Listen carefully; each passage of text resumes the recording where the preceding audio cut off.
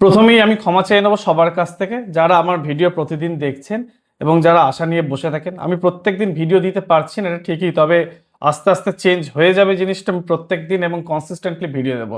কিন্তু যে কথাটা আজকে না বললেই নয়, সেটা হলো আমেরিকা, ইসরায়েল এবং ইরান ওয়ার এই মুহূর্তে যেদিকে মুভমেন্ট করেছে, ভেবেছিলাম যে আস্তে আস্তে এই সিরিজটা বন্ধ হয়ে যাবে, আমেরিকা হয়তো যুদ্ধবিরতি করবে, সত্যি সত্যি এখানটাতে সবকিছু ঠিকঠাক হবে। কিন্তু যেটা মন বলছিল, মাথা বলছিল যে না, এটা পসিবলই নয়, কারণ আমেরিকাটা চাই না।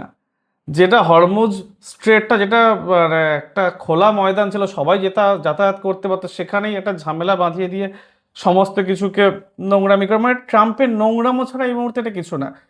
যখন খুশি তার পলিটিক্যাল পাওয়ার এবং তার আমেরিকার যে সফট পাওয়ার ইউজ করে স্টকগুলোকে ফেলে দেওয়া, আবার যখন খুশি সেগুলোকে তুলে দেওয়া, মানে এইটা একটা যে করে যাচ্ছে, এটা ট্রাম্প শুধুমাত্র এইটা কিছু করার জন্যই করছে।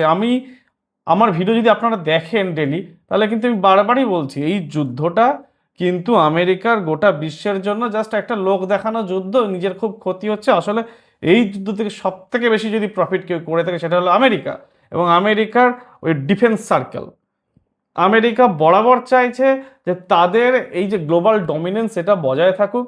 বিভিন্ন দেশের যে স্টক মার্কেট আছে তাদেরকে ফেলে দিয়ে সেগুলোকে শর্ট পজিশন প্রথম থেকে নিয়ে সেখানেও একটা লাভ করে নেওয়া, শর্টে রেখে, আবার যখন স্টক মার্কেটে মানে মনে হবে যে সব পড়ে যাচ্ছে, শেষ হয়ে যাচ্ছে, ঠিক সেই সময় আবার কিছু এমন একটা পজিটিভ কিছু ঘোষণা করে আবার শেয়ারগুলোর দামগুলোকে পাম্প করে দেওয়া। মানে এই পাম্প অ্যান্ড ডাম্প যেটা হর্ষাদ মেহতা করতো বেআইনি নিজের মতন করে, সেইটা আমেরিকা এখন নিজের সফট পাওয়ার ইউজ করে আইনিভাবে করছে। এই আমেরিকার এই নোংরা খেলাটাকে আপনারা যদি না বন্ধ করতে পারেন, তাহলে সবাই আমরা ডুববো। 7 এপ্রিল গভীর রাতে ওয়াল স্ট্রিটের যে হেজ ফান্ড এবং পলিটিক্যাল সার্কেলের যারা বিভিন্ন গ্লোবাল অয়েলের ফিউচার এবং ডিফেন্স স্টকে যারা প্রচুর পরিমাণে ইনভেস্ট করে, তারা কিন্তু সবাই প্রায় শর্ট পজিশন নিয়ে তৈরি হয়ে থাকে। এর কিছুক্ষণ পরেই মানে 8 এপ্রিল স্টক মার্কেট খোলার কিছুক্ষণ আগে ট্রাম্পের একটা টুইট আসে, যেখানটা মানে চরম একটা অগ্রাসী ব্যাপার ভাষায় বলতে থাকে যে অ্যানিহিলেশন অফ এন্টায়ার রেস, মানে আমি পুরো দেশটাকে শেষ করে দেবো, হয় নিউক মারবে, না হলে এমন কিছু অ্যাটাক করবে যে ইরান একদম পুরো জাতি হিসাবে শেষ হয়ে যাবে। মানে এই টুইটটার পর কিন্তু লোকজনের ব্যাপারে কি না, এইবার যুদ্ধটা একদম ফাইনাল দামে যাবে ভাই, প্রচুর কিছু ক্ষতি হয়ে যাবে, স্টক যেখানে আছে ভাই তুলে নেয়। স্টক মার্কেটের দাম পড়তে থাকছে। তো যারা শর্ট করে বসেছিল, মানে যারা জানে যে যুদ্ধ মানে হবে না, তারা কিন্তু শর্ট করে বসে আছে এবং তারা যা যা লাভ করা এই 24 ঘন্টার মধ্যে করে নিল। এরপরে কি করলো ট্রাম্প, যে বললো না ভাই আমি যুদ্ধ করছি না, আবার জিনিসের স্টকের দাম বাড়িয়ে আবার চলে গেল। মানে এটা আপনি টুইটের টাইমিংটা দেখলেই বুঝতে পারবেন। 8 এপ্রিল বেইরুটের আকাশে আবার সেই ইসরায়েলের হানা। ইসরায়েল বারবার, মানে ইসরায়েল কিন্তু কারোর কথা শুনছে না, পাগল কুকুরের মতন একে মারছে তাকে মারছে, মানে মেরেই বেড়াচ্ছে এবং কোনো ঠিক নেই। তুমি মিলিটারি অ্যাসেটকে অ্যাটাক করো, কিন্তু সিভিলিয়ান অ্যাসেটকে, মানে সিভিলিয়ান জায়গাকে অ্যাটাক করার কোনো মানে হয় না। একটা এনার্জি ইনফ্রাস্ট্রাকচার অ্যাটাক করার কোনো মানে হয় না। একটা দেশকে আপনারা বহুদিন পিছিয়ে দিচ্ছেন। আজকে ইরান বা এই লেবানন, এইসব জায়গায় কিন্তু হসপিটালে ভর্তি হওয়ার জায়গা পর্যন্ত নেই। এই জায়গাগুলোকে ছেড়ে দিয়ে তুমি মিলিটারি জায়গায় অ্যাটাক করো, কি আছে, তাদের সাথে তোমার যখন যুদ্ধ তুমি তাদের সাথে অ্যাটাক করো। আর মাঝখানে এই পাকিস্তান একটা ভিখারি, মানে কি বলবো, ভিখারি একটা দেশ, সে বলছে ভাই আমি শান্তি চুক্তি করিয়ে দিচ্ছি ইরান ইসরায়েল, আর মাঝখানে শুধু ফুটেজ খেয়ে যাচ্ছে ওই কি বলবো পাগল ওই ওদের যে বিদেশ মন্ত্রী বলুন আর ওদের মুখ্য প্রধানমন্ত্রী বলুন, মানে কোনো রকম মানে কিছু লেজিটিমেট কিছু কথাই বলে না।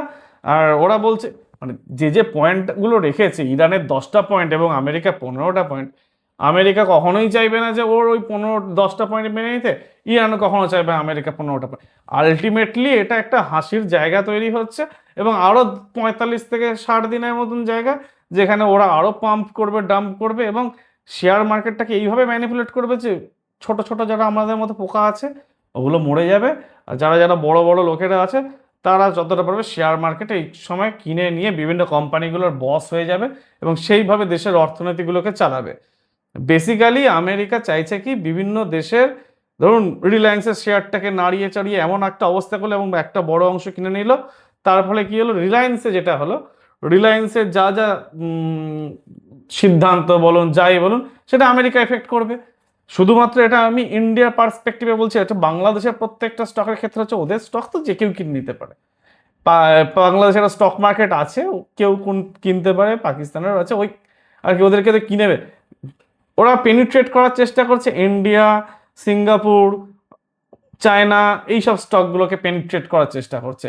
এইগুলোর উপর এই যে annihilation of the entire race, এইসব হুমকি টুমকি মাঝে মাঝে ঝেড়ে দিচ্ছে, দিয়ে স্টকের দাম ফেলে দিচ্ছে, ওইটাকে আবার কিনছে। আমি বারবার একটাই কথা বলছি, কারণ এই জিনিসটাই হচ্ছে, আপনার স্টক মার্কেট থেকে দূরে থাকুন যারা বোঝেন না। এটা কিন্তু আপনাদের জন্য বেস্ট টাইম যে স্টক মার্কেটের দাম পড়লে কিনে রাখা। কোভিডের সময় একটা সুযোগ দিয়েছিল, বারবার দেয় না। এই ডিকেডে আপনার হাতে দুটো সুযোগ আসলো, আপনি সেইভাবে ইউজ করুন সময় সুযোগগুলোকে। এগুলো এখন কোনো কিছুই হবে না, ট্রাম্প ঠিক এই রকমই করে যাবে।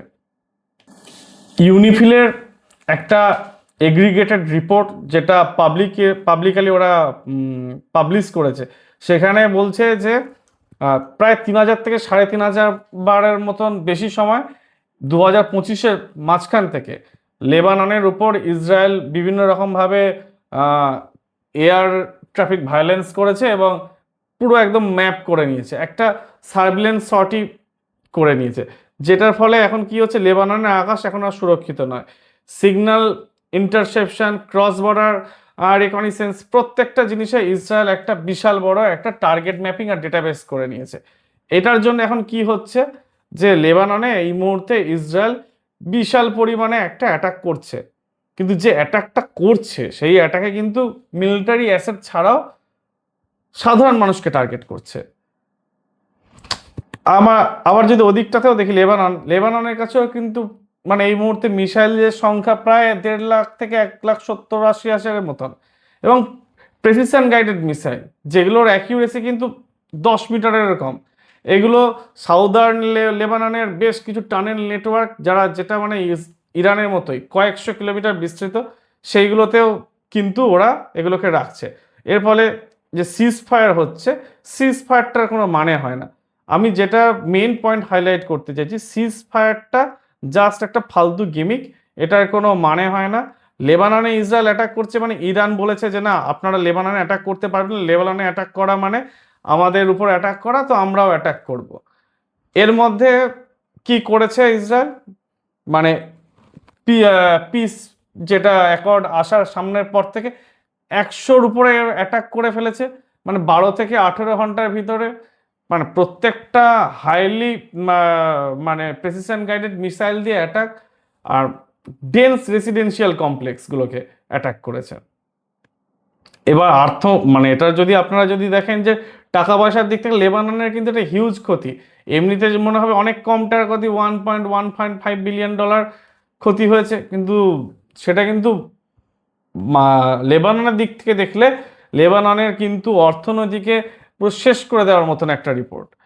250 থেকে 300 জন মানুষের মৃত্যু হয়েছে, 600 থেকে 800 জন আহত হয়েছে, 8,000-এর উপর মানুষ অল্প সময়ের জন্য হলেও মানে বাস্তুচ্যুত হয়ে গেছে, 8 থেকে 10-12 হাজার। মানে আপনি যদি ভাবেন এটা আপনার এলাকাতে হয়েছে, মানে ভাবলেই গা শিউরে ওঠার মতন ঘটনা, যে ওখানকার লোকজন এই মুহূর্তে সারভাইভ করছে কি করে। এইগুলো অ্যাটাকের পরে না আছে স্বাস্থ্য ব্যবস্থা, না আছে বিদ্যুৎ ব্যবস্থা, না আছে কোনো জরুরি উঠে এই হামলার একটা সরাসরি প্রতিক্রিয়া কিন্তু ইরান দিতে শুরু করে দিয়েছে।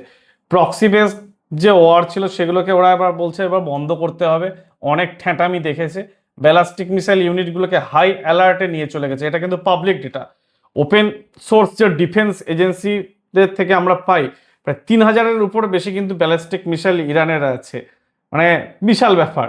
এবং 300 থেকে 2,000 কিলোমিটারের ভিতরে, মানে বিশাল বড় একটা এরিয়া। এটা হয়তো আমেরিকাতে গিয়ে পড়বে না, কিন্তু Red Sea, USA navy carrier যে স্ট্রাইক গ্রুপ আছে সেগুলোতে কিন্তু এগুলো অ্যাটাক করতে সক্ষম। এর জন্য হয়তো আমেরিকা অনেকটা দূরে ওদের মানে নিয়ে চলে গিয়েছে, কিন্তু এই 2,000 থেকে 3,000 যদি ব্যালিস্টিক মিসাইল ইরানের কাছে যদি সত্যি থেকে থাকে, সেক্ষেত্রে কিন্তু এয়ারক্রাফট ক্যারিয়ার নিয়ে আসুক, ডেস্ট্রয়ার নিয়ে আসুক, কিছুই নিয়ে আসুক, সেগুলো কিন্তু কোনোটাই সেফ না। কারণ ব্যালিস্টিক মিসাইলকে আটকানোর ক্ষমতা কিন্তু এগুলোর কোনো কিছুরই নেই। কারণ এটাকে ব্যালিস্টিক মিসাইল এখনো পর্যন্ত কেউ কিন্তু সেভাবে ধ্বংস করতে পারে না। সেখানে পাকিস্তান এবং চীন কি ভূমিকা পালন করবে এটাও কিন্তু একটা বিশাল জায়গা আছে। চীন 50%-এর উপর তেল এখান থেকে নিয়ে আসে, কিন্তু তারপরেও কিন্তু চীন কিছু রকম মানে হস্তক্ষেপ করছে না। আর দেখছে যে কি হয় না হয় তার উপর দেখে ওর নিজের সুযোগের সদ্ব্যবহার করবে। আর পাকিস্তানের যদি দেখি ফরেনসিক রিজার্ভে তো 3 থেকে 4 বিলিয়ন ডলারের মধ্যে থাকার মানে ওদের কিছু নেই। ওদের কথা কে শোনে? আপনি বলুন, আপনার পকেটে টাকা নিয়ে আপনি রাস্তা দিয়ে যাচ্ছেন, একজন ভিখারি আপনাকে কি বললো, হয়তো ভালো কথাই বলছে, আপনি শুনবেন? কি বলছে, আরে কি বলবে? ওর কথা কেউ শোনে না। তো সুতরাং পাকিস্তান কিন্তু সেখানে বলছে আমি ভাই বড় ড্যাশ, আমি এখানে সব কিছু করছি। কিন্তু এখান থেকে যে পরিমাণ স্ট্রেট অফ হরমুজকে যদি না এখনো পর্যন্ত পরিষ্কার করা হয়, এই স্ট্রেট অফ হরমুজ ফ্রি ছিল হিসাব মতন এই যুদ্ধ করে। আমেরিকা বলছে মাস্টার স্ট্রোক, কিন্তু অ্যাকচুয়ালি কি স্ট্রেট অফ হরমুজের পুরোপুরি লক অ্যান্ড কি ইরানের হাতে তুলে দিয়েছে। আমেরিকা চাইছে এই লক অ্যান্ড কি ওর হাতে থাকুক। অ্যাকচুয়ালি ইরান যেটা ফলো করছে আজকে, এটা ব্রিটিশরা করেছিল 1950-এর দশকে। সেই সময় ওই বিপি যে কোম্পানি আছে, ওই বিপি কোম্পানিটাকে বাঁচানোর জন্য করেছিল। ইরান আজকে সেই সেম জিনিসটা করছে। আর গ্লোবাল সাপ্লাই চেইন এখন ডিস্টার্ব হচ্ছে, বিশ্বজুড়ে প্রচুর পরিমাণে মূল্য বৃদ্ধি হচ্ছে, আমাদের মতো যারা সাধারণ মানুষ তারা সব থেকে বেশি এফেক্টেড হচ্ছে। 9th এপ্রিল মানে আজকে 10th এপ্রিলের দাঁড়িয়ে আমরা মানে এমন একটা জায়গায় আছি যে আমাদের ভবিষ্যৎ সম্পূর্ণভাবে অনিশ্চিত। একটা সোশ্যাল মিডিয়ার পোস্ট আপনার পুরো পোর্টফোলিওকে পুরো একদম চেঞ্জ করে দিচ্ছে রাতারাতি। আপনার যদি সেরকম কোনো স্টক কেনা থাকে, আপনি দেখবেন যে প্রচুর প্রফিট আর নাহলে প্রচুর লস। আর তার উপরে এআই এর ইম্প্যাক্ট তো আছেই। তো সব কিছু মিলিয়ে আপনার যা যুদ্ধের ফলে যেটা হচ্ছে এবং এআই এর ইম্প্যাক্ট ফলে যেটা হচ্ছে, আপনার পকেটেই চাপ বাড়ছে। আপনাকে খুব স্ট্র্যাটেজিক ওয়েতে চলতে হবে, ঘটনার দিকে চোখ রাখতে হবে। আপনি যদি বিশ্বের সমস্ত ঘটনার দিক থেকে চোখ দূরে সরিয়ে রেখে শুধু ভাবেন যে আপনার পকেটে কেন টান পড়ছে, তাহলে কিন্তু ভুল করবেন। সমস্ত ঘটনা দেখুন, সবার ভিডিও দেখুন, বুঝুন এবং নিজের মতন করে অ্যানালাইসিস করার চেষ্টা করুন। দেখবেন যে একটা সঠিক রাস্তা খুঁজে পেয়েছেন। থ্যাংক ইউ আমার ভিডিওটা আবার দেখার জন্য।